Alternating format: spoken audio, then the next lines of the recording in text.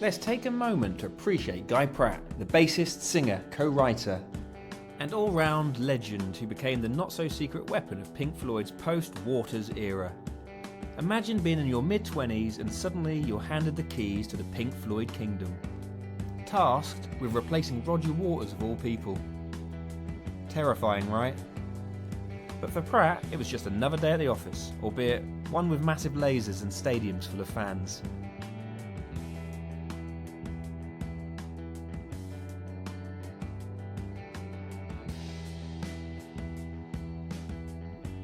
Born in 1962 in London, England, Pratt wasn't exactly a rookie when Pink Floyd came calling in 1987, but was still absurdly young for the job.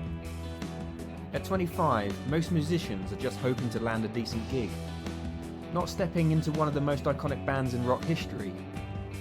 Yet Pratt's reputation as a talented bassist and his work with artists like Madonna had caught the attention of David Gilmour.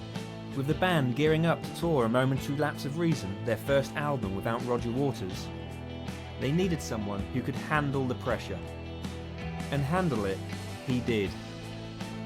Pratt didn't try to mimic Waters' famously brooding style. Instead, he brought his own confident, groove-driven playing to the mix. His bass lines were full of life, precision, and just the right amount of swagger, giving Pink Floyd's live shows a fresh energy.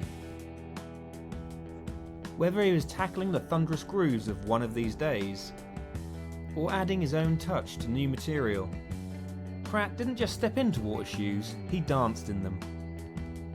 If that wasn't enough, he also contributed as a co-writer and vocalist, adding depth to the band's sound on the Division Bell. Tracks like Poles Apart owe much of their richness to his input, proving he wasn't just there to play bass. He was a creative force in his own right. And while he was essentially helping Pink Floyd reinvent themselves, he remained self-deprecating about the whole thing.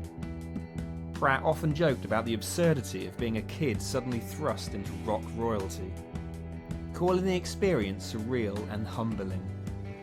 His sense of humour and humility have always set him apart. While Pink Floyd's other members leaned towards the serious and cerebral, Pratt brought a refreshing sense of fun to the band. On stage, he wasn't just a guy holding down the low end.